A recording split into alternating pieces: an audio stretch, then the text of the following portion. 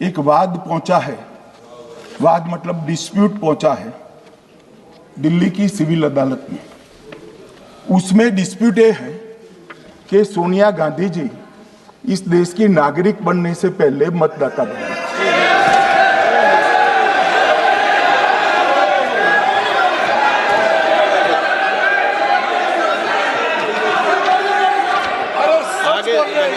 आगे सुनो, बोल क्या रहे, पूरी बात तो सुनो।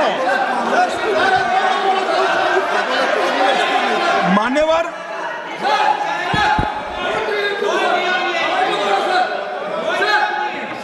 मैंने इतना ही कहा है कि अदालत में केस चल रहा है जो फैक्चुअल है।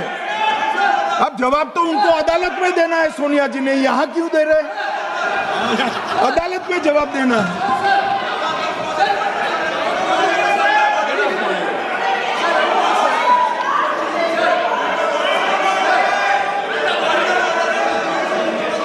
बीच के भाषण में पॉइंट ऑफ ऑर्डर नहीं होता। नहीं है सर, मुझे याद है जो माननीय सदस्य नहीं है, ये 352 ये रहा, 352 टेबल पे रहता है, मुझे वहां याद है 352। पटेल को मिले और 2 वोट जवाहरलाल नेहरू जी को मिले।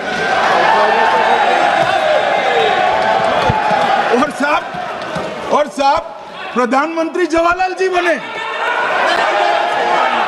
मान्यवर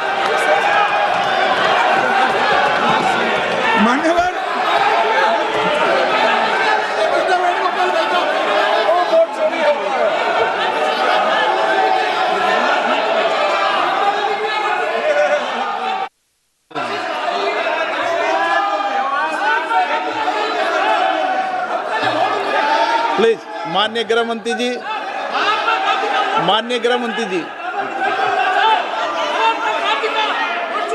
प्लीज।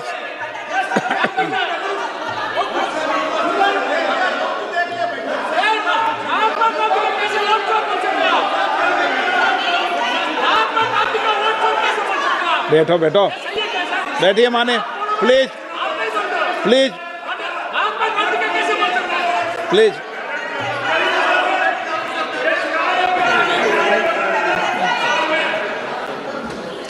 मान्यवर दूसरी, प्लीज बैठिए बैठिए, माननीय सदस्य प्लीज, हर बार नहीं उठते, बैठिए।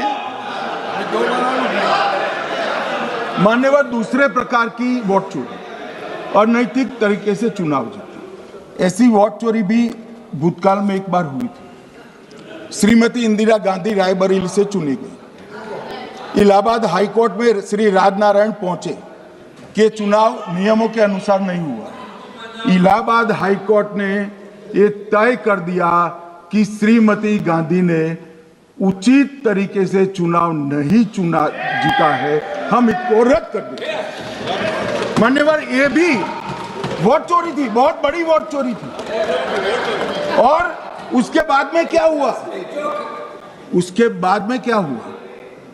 बाद में वो वोट चोरी को ढकने के लिए संसद में कानून लाए कि प्रधानमंत्री के खिलाफ कोई केस ही नहीं हो सकता। मैं विपक्ष के नेता को कहना चाहता हूं, इम्यूनिटी की बात आप चुनाव आयोग की पूछ रहे हैं, इसका तो मैं जवाब दूंगा, इम्यूनिटी का।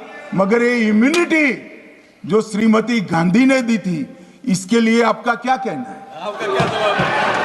और उन्होंने तो स्वयं के लिए ले ली। उनका आरोप है। प्लीज, ऐसे नहीं चलता मान्यवर। आप जब बोले, जब 5-5 मिनट में उठेंगे क्या? ये मान्यवर, उनका आरोप है। आप भी बोले ना, गलत। 1-1 मिनट में सदस्य नहीं उठेगा ना। मान्यवर, उनका आरोप है कि सरकार ने बनाया तो लोकतंत्र ने बनाया, तो जो समय का केस था वो बताया है, आगे का बताया। तो मोदी जी को भी सब लोगों ने प्रधानमंत्री बनाया है भाई, आपकी कृपा से नहीं बने हैं। मान्यवर,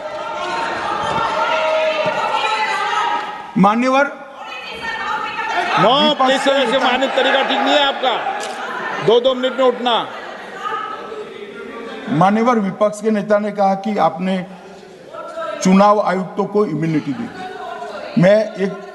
इनका आरोप सत्य नहीं है, मैं इसकी बात बाद में करता हूं। परंतु हमने तो चलो मानो चुनाव आयुक्त को इम्यूनिटी दी, श्रीमती गांधी ने तो अपने आप को इम्यूनिटी दी।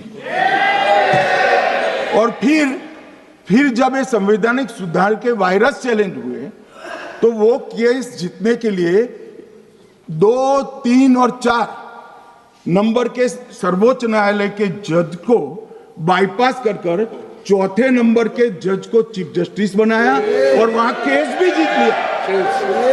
और मान्यवर ये तो इतिहास है, कौन जुटला सकता है? इनको कोई पढ़ाता नहीं है इतिहास, ये तो इतिहास है, सर्वोच्च अदालत और संसद के रिकॉर्ड में रखा हुआ इतिहास है। इसके खिलाफ लल्लन सिंह जैसे कितने लोग पूरा जीवन लड़े बिहार में इमरजेंसी के खिलाफ, जेल में गए, लाखों लोग गए। और तीसरी वोट चोरी कहना चाहता हूं, तीसरी वोट चोरी का प्रकार मैंने बताया था कि योग्यता नहीं है और मतदाता बन जाना। अभी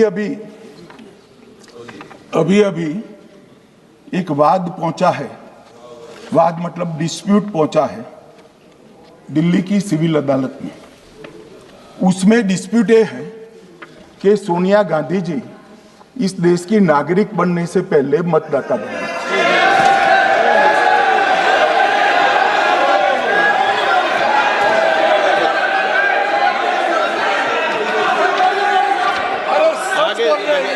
आगे सुनो, बोल के आ रहे, पूरी बात तो सुनो। मान्यवर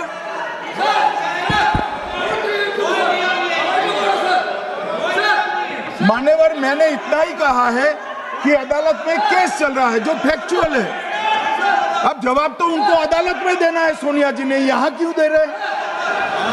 अदालत में जवाब देना है।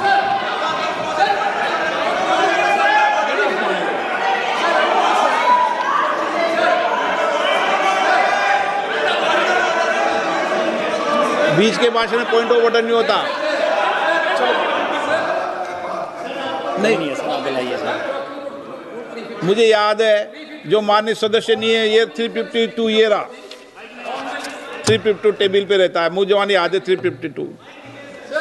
Home Minister is speaking about an issue which is pending in a court. Actually, what happens is, Rosavalli court, some senior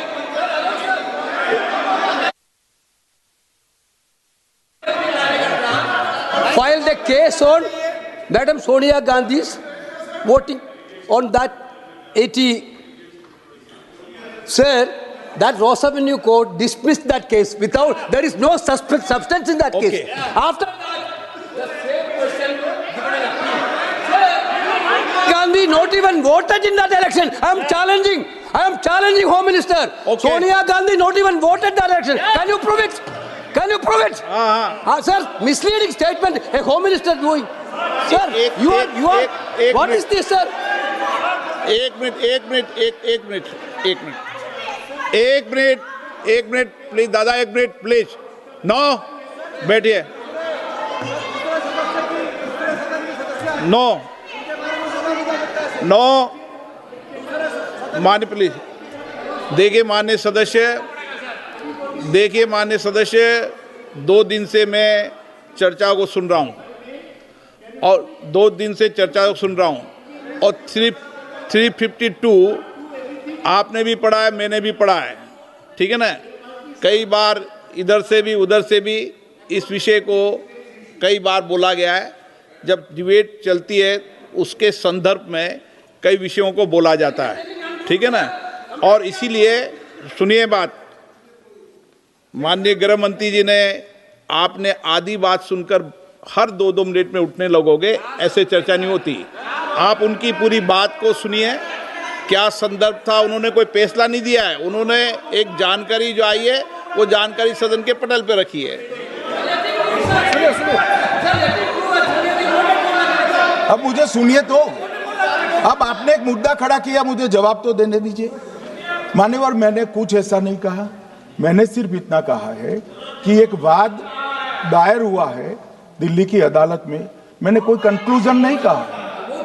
मैंने कहा कंक्लूजन का, मैंने कोई कंक्लूजन नहीं कहा। कंक्लूजन तो जब उनका नोटिस का जवाब वो दे देगी तब अदालत देगी, तब फिर से बताऊंगा मैं।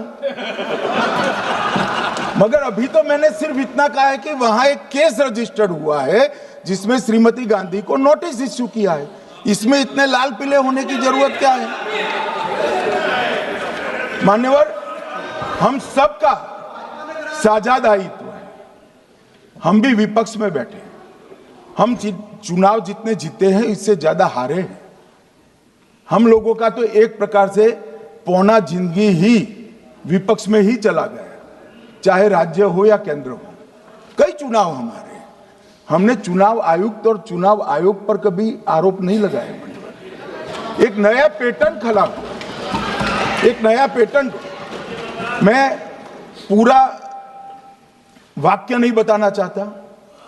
श्रीमती ममता बनर्जी ने चुनाव आयोग पर आरोप लगाए, स्टालिन जी ने लगाए, बीडी सतीशन जी ने लगाए, श्री राहुल गांधी ने लगाए, मल्लिकार्जुन खड़गे जी ने लगाए, तेजस्वी यादव जी ने लगाए, अखिलेश यादव जी ने लगाए, वी शिवन कुट्टी ने लगाए, हेमंत सोरेन जी ने लगाए, भगवंत मान जी ने लगाए। अब पहले तो ऐसी परंपरा सिर्फ कांग्रेस पार्टी में थी, मगर संपर्क का दोष कहता होता है साहब, ये सारे इंडिया अलायंस वाले चुनाव आयोग के खिलाफ आए। मान्यवर, चुनाव आयोग एक तटस्थता से चुनाव कराने वाला संस्थान बनाया गया और इसकी मान्यता कोई पॉलिटिकल पार्टी ने नहीं दी, भाग और अनुच्छेदों के तहत हमारे संविधान ने दी है।